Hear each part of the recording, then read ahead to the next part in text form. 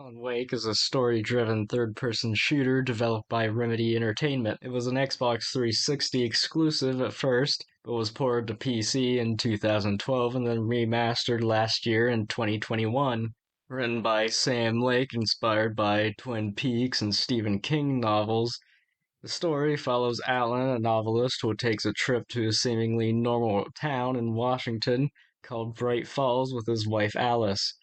Alan took this trip to get over his case of writer's block, and things start to fall apart as odd things begin to happen in Alan's presence. The situation progressively degrades throughout the story until it is out of everybody's control. Some disclaimers before we get into the video. This video has spoilers for Bright Falls and Alan Wake episodes 1 through 4. Gameplay shown is mine. It's from Alan Wake Remastered.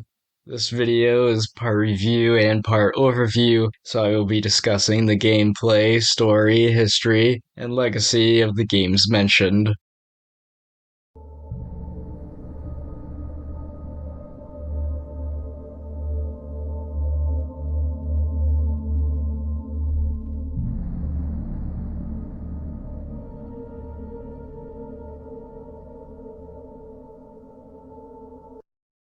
Alan Wake first started as an open world game with a survival horror type gameplay loop, where during the day you would gather resources and at night you would have to survive various enemies. There was also a tornado that constantly moved throughout the map and was the biggest hazard for the player. Alan Wake was first revealed to the world at E3 2006 with the infamous Lighthouse trailer.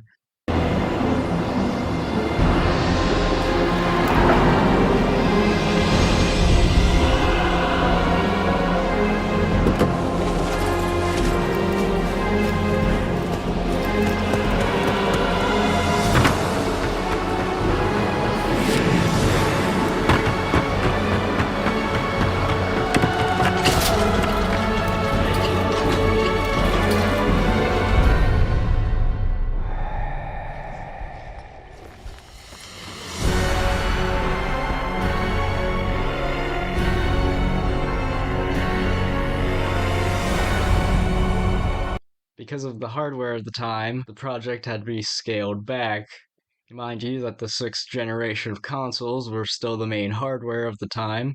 In the full game, there are 6 episodes throughout the main story and 2 DLC episodes that drive the story forward oh so slightly after. Closer to its release, Microsoft and Xbox acquired Remedy and made plans to release Alan Wake exclusively for the Xbox 360. Remedy was not necessarily pleased by this. After this period of development hell, Alan Wake was released in 2010. Bright Falls is a very short miniseries that is meant to be a prequel to Alan Wake.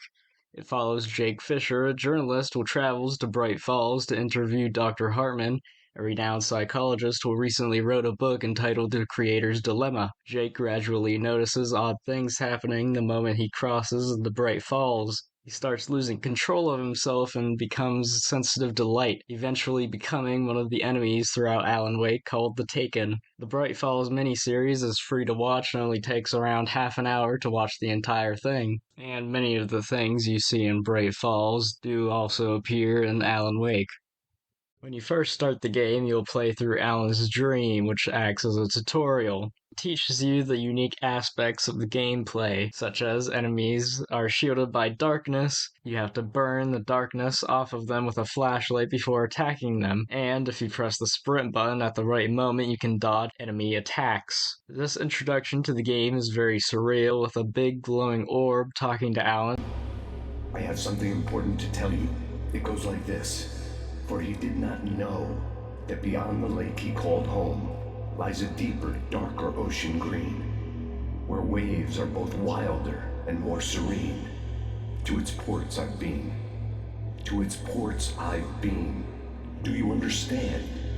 No. Follow my light. As well as Alan running over a hitchhiker whose body shortly disappears and returns to attack him. He's supposedly a character from one of Alan's unfinished stories and attacks him while yelling about him messing with people's lives for the sake of a story.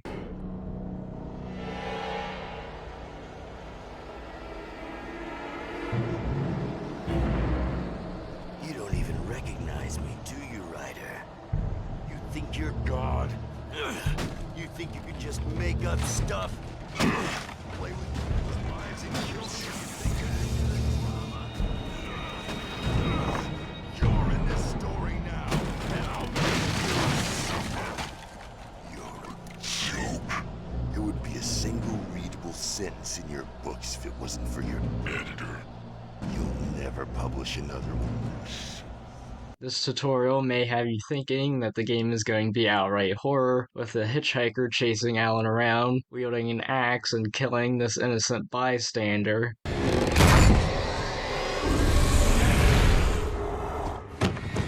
Oh no! Stop! No! Damn it, die! No! No! No!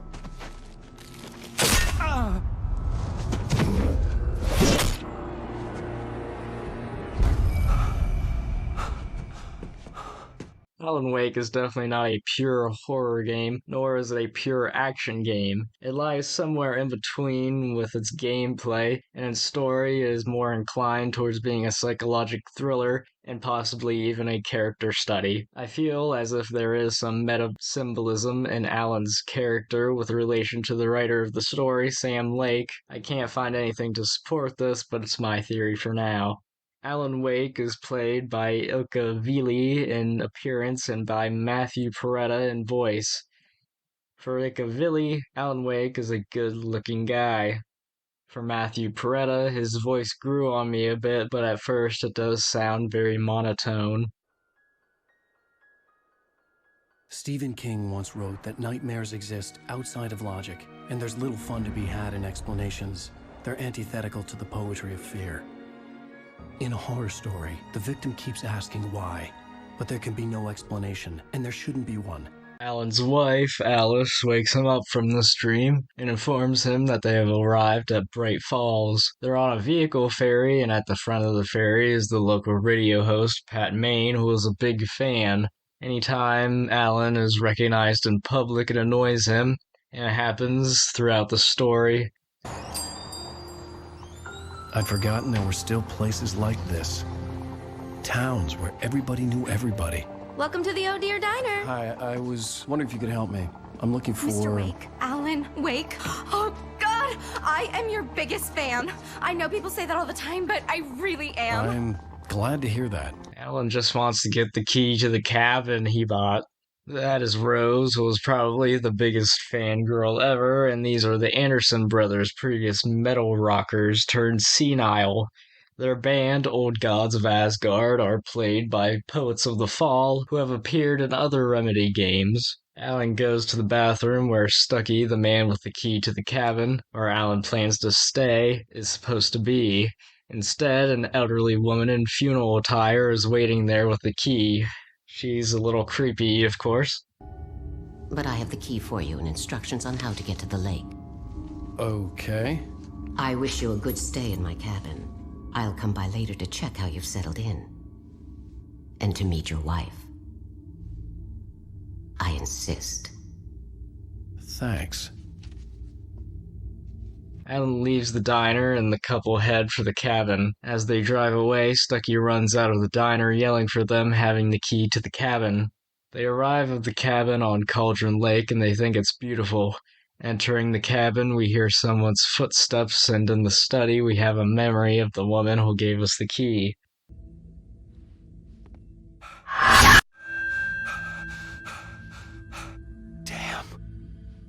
Since Alice is afraid of the dark, we get the cabin lights on and head inside for a good night's sleep. Too bad Alice has other ideas. She found a typewriter in the cabin and wants Alan to use it to get over his writer's block. Alan is angry about this and storms out of the house. The lights start to flicker. Alan starts to cross the bridge back to the mainland when he hears Alice scream. By the time he gets back to the cabin, Alice is nowhere to be seen, and the back patio is broken, showing that Alice could have fallen into the lake. Alan jumps in. Hitting the water, Alan wakes up in a crashed car. No one else is in the car with him, so he assumes that Alice would be there and searches for her. Instead, he finds a page of a manuscript that he supposedly wrote.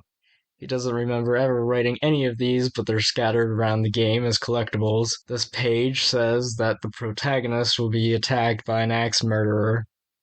Alan continues to wander and search for Alice. He first comes across a lumber yard with a man standing with his back to him. Alan tries to ask for a phone, and there's clearly something not right with the man. The man runs into the shadows, spouting random things you would hear a normal working person to say.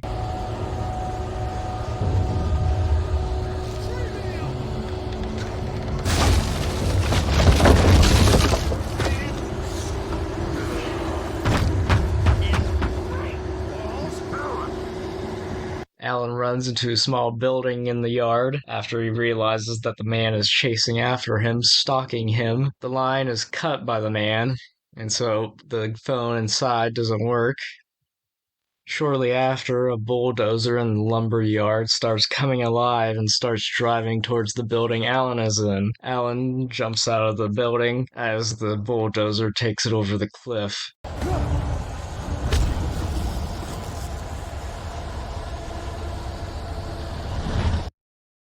And after this, we have a very small encounter, the first one, outside of the tutorial level. There are very few types of enemies in Alan Wake, and all of them have their own strengths and weaknesses. The first ones we meet are regular Taken, which are average-looking people that move at a well pace and can throw their weapons at you. There are very quick Taken who move faster. Later in this level, the game will introduce tank Taken that have a very slow speed but have much more shield and health. There are also possessed Taken who, like Stucky later in the level we get to fight, are able to go into a shadowy form and move quickly. There are also poltergeists, which I will let Alan Wake's American Nightmare explain. A poltergeist. Its existence is one of rage and hostility, and its very presence turns ordinary objects into deadly projectiles. Shit! We eventually make our way to the gas station and call the police, and Alan explains the situation. But the officer tells us that there is no cabin on Cauldron Lake, so his story is unlikely. She also asks if Alan knows where Stucky is, and he would rather not tell her that he just killed him minutes ago. The officer takes Alan to Cauldron Lake to prove that there is no cabin there.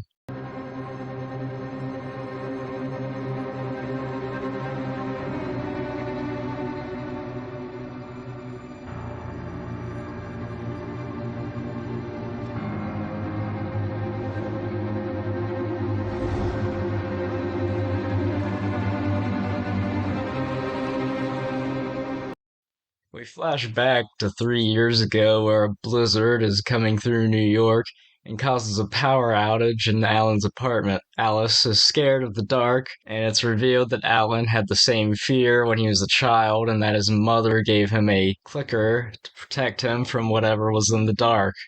We flash forward to the present day where Alan has been unconscious, supposedly, for a week, and he's being checked out by the local doctor at the police department. Alan goes to collect his stuff from the sheriff as his phone rings.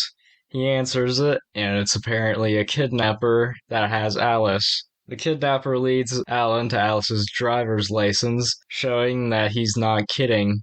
Going back into the police department, we find Dr. Hartman, psychologist, who reveals that Alice has come to Bright Falls with Alan because of him. Alan punches him because of this. Sir, you have onset dementia. I don't remember asking. And the best character in the game, Barry Wheeler, Alan's agent, steps in and breaks up the fight before picking up Alan. Alan decides to stay at the Elkwood Lodge, which is close to Lover's Peak, the place where the kidnapper told Alan to meet him at. During this part of the game, Barry expresses great concern for Alan and his mental state, saying he's crazy over and over again. Seriously, Al, what you were saying in the car? Just listen to yourself. What, you shot a guy? And his body just disappeared? When was the last time you slept? Are you high? Have you been drinking? No! Look, Barry, I'm missing a week. And someone's got Alice. Do you and everything's understand what it sounds like when you say stuff like that? Don't get me wrong, it's a good story, could be a bestseller. But when you start confusing fiction with reality, you're buying yourself a ticket to the funny farm. When they arrive at Elkwood, where Rusty is fixing up a dog that stepped in a bear trap, trust me, this comes up later into the episode. Later, staying in the cabin, Alan and Barry argue about the kidnapper thing and whether or not it's real, and if Alan should even risk himself going out. Alan does take matters into his own hands and eventually leaves to go meet the kidnapper. This level is very well decorated throughout. It's trying to get that kind of a state park feel, and I definitely think they nailed it with this level. Along the way to Lover's Peak, you'll see many nature trails and sightseeing oddities. I also think this is probably the first level to really highlight just how great the combat is in this game. It kind of feels like a mix between something like a early Resident Evil game like Resident Evil 4 and possibly something else specifically concerning how enemies are shielded. You have to be very careful in this game when taking on large amounts of enemies at once because Alan is not exactly a very tanky character. He can die in probably as little as 4 hits, so it's better to just take it slow and methodically thin the hordes of enemies. Luckily enough, though, the odds are definitely in your favor. You can get new flashlights that burn the darkness off of enemies faster, and you can also find environmental lights to take out enemies with. And although limited, most of the guns in this game are fairly powerful. You get a revolver and a flare gun, as well as a large gun slot that can hold one of 3 guns. 2 of the 3 guns are shotguns, in which one is a double barrel shotgun and the other is a pump action. Or you could pick up a hunting rifle and take the power of a shotgun to the long range. But there's just something so satisfying about the combat in this game that makes me replay it so often. It's hard to describe, but as soon as you pick up the game and start playing, I'm sure you also may have the same opinion. We come back to the Welcome Center where we first saw Rusty, and we hear him calling for help. Alan approaches him, and it looks like he was attacked. He says he was attacked by, quote, something very dark, and wants Alan to turn the power on. When Alan goes to the other building to find the fuse box, there's already an axe through it, literally. Alan returns to Rusty only to find out he's been turned into one of the Taken as the Possessed. Obey! The Park Ranger's instructions. At all times. Fishing! What to know? For those prisoners. License! Never. Closer than 100 yards. 2 bears and wolves. Never approached any other. Closer than 45 yards. Pets must be leashed. At all times. Never leave your pet unattended.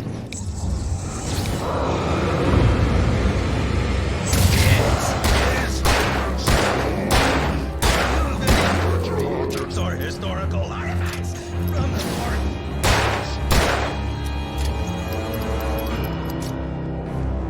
This includes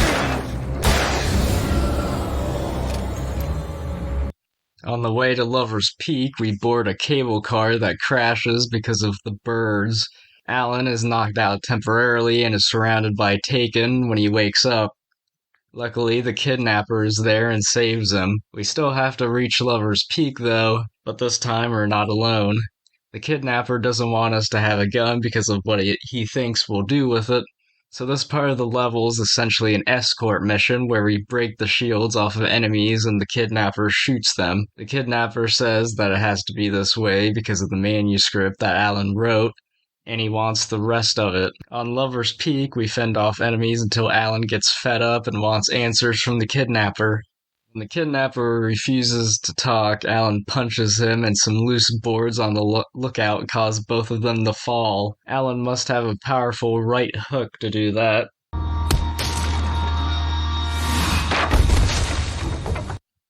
The kidnapper runs off into the woods and Alan makes his way back to the cabin. Barry calls us, saying that the birds have gone crazy around the cabin. The kidnapper also calls and says that he wants the manuscript in 2 days or else he won't give up Alice. The cabin is only a short way off, but now there are bear traps scattered along the ground. When we arrive at the cabin, there's a whole murder of birds flying above, and Barry has locked himself inside. The birds are an enemy type, but are more of an obstacle than anything. They swoop down and are easily defeated by the flashlight when in range, or a flare gun. Once the birds are gone, Barry opens the door and apologizes to Alan. The next morning, Alan sets out to write the rest of the manuscript, while Barry finds any leads on who the kidnapper may be. Alan can't bring himself to write a single page. Barry does get a lead from Rose, who tells him that she has the entire manuscript with her. Rose is actually taken by the dark presence and the last part of this cutscene through the woman from earlier, and as the name of this cutscene suggests, it is a trap for our main characters. From this point on, it starts to get a little complicated story-wise. But first, we go to the trailer park that Rose lives in to collect the manuscript pages. As they pull up to the trailer park, Alan gets a call and is informed that an FBI agent, Mr. Nightingale, has arrived in Bright Falls to investigate his case. The manager of the trailer park, while leading us to Rose's trailer, informs us of the spook story going around Bright Falls of Barbara Jagger and Thomas Zane that lived on Cauldron Lake before it erupted. Alan and Barry are invited into Rose's trailer, and she gives them coffee. She's acting weird the entire time, and little do they know that the coffee is tainted and both of them pass out for the entire rest of the day. Since Alan was supposed to meet with Nightingale earlier in the day, he and a group of policemen show up at the trailer park. Nightingale takes an overly aggressive stance to his job and opens fire on Alan. Alan is able to run away, and the first part of this level is escaping the cops by staying out of the lights, or risk getting shot. Damn.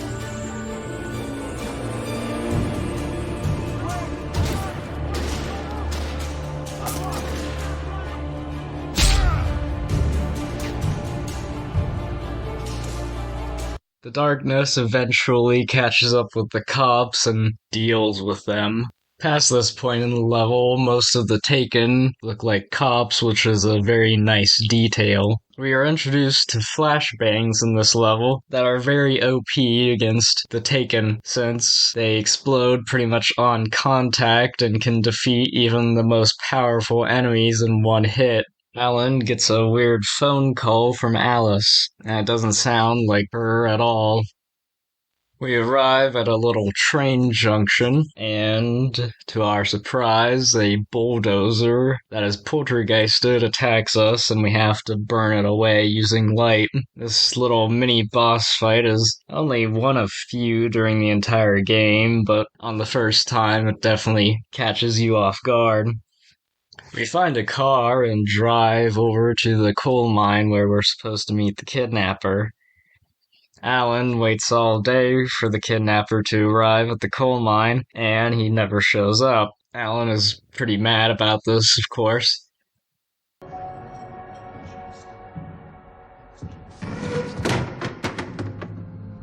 What follows is a very long level and what is probably miles of running to find the kidnapper. Despite its length, I think this is a very good level, probably one of the best. We also learn during this level that the woman in funeral attire is Barbara Jagger, and she is the editor of Alan's manuscript. As Alan is writing the manuscript, she's editing it and making it more to her liking over time. And since this game is simply a playing out of the manuscript, things are falling apart quite fast. At one point in this level, we are trapped inside of a mine shaft, and we start to hear echoes of Alice's voice.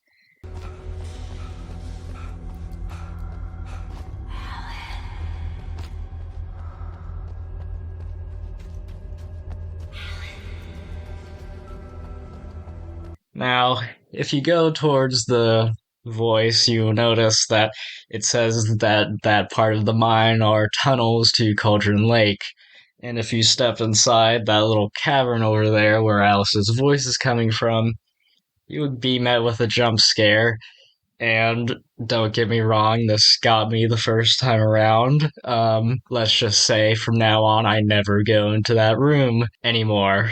I go right past it. Eventually, we do arrive at Mirror Peak, where the kidnapper is. He's begging and saying that he doesn't even have Alice, and is eventually attacked by the Dark Presence. Both him and Alan are thrown off the peak, and Alan uses a flare to save himself. This is a nice attention to detail and conceptual immersion using the flare, which is why this is probably one of my favorite cutscenes during the entire game.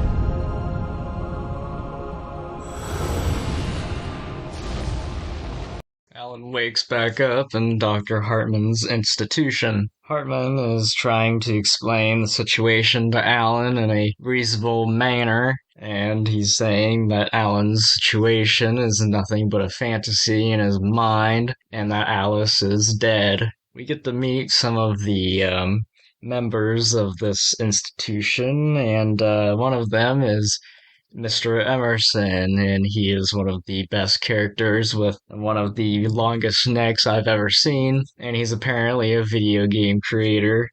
He also acts like the average Walmart customer. Oh, yeah.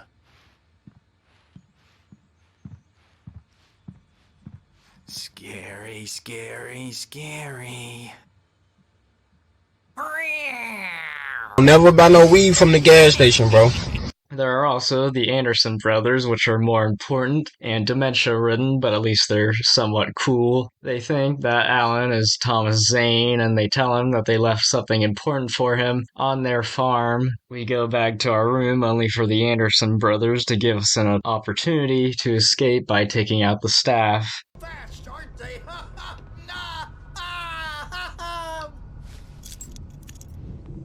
The backstage is all yours, Tom. Seize your destiny.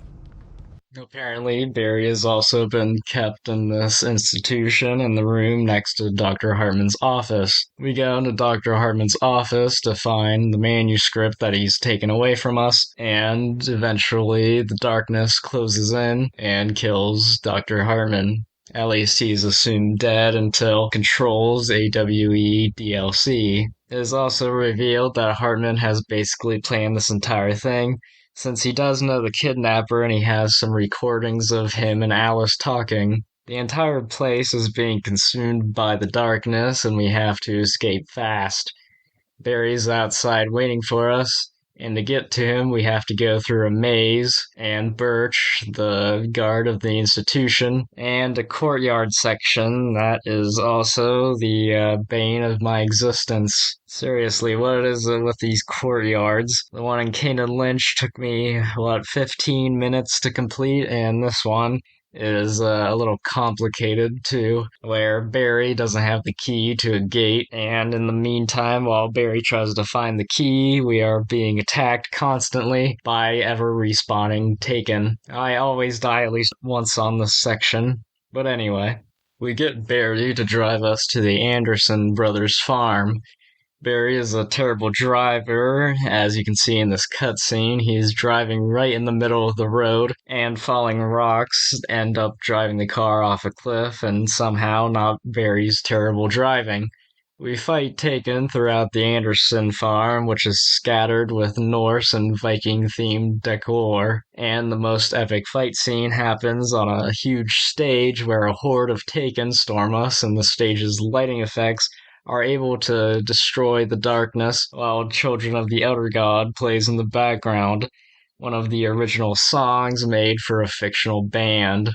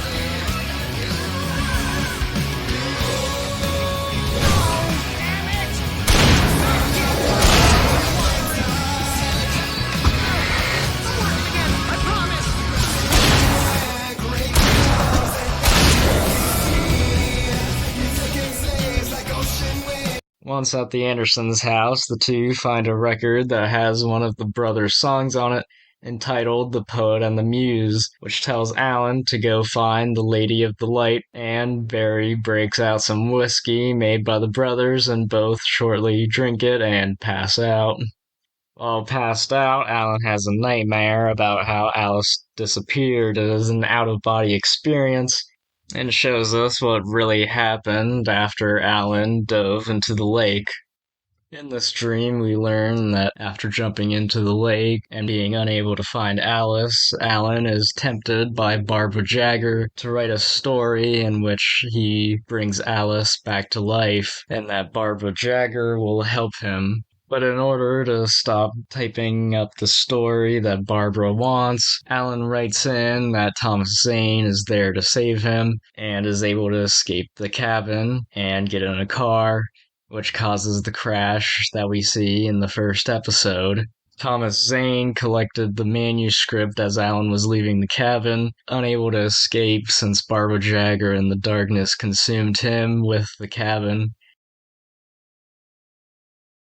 When the two wake up, Officer Nightingale is there and they are both taken into custody. So as you can tell from the title of this video, this is part one of a three-part series. In this first part, we discussed the Bright Falls miniseries as well as Alan Wake episodes 1 through 4. In part 2, I will be discussing episodes 5 and 6, as well as the DLC specials entitled The Writer and The Signal. In part 3, I will be discussing Alan Wake's sequels, including American Nightmare, Control's AWE DLC, and Alan Wake 2. So stay tuned for those, and like and subscribe.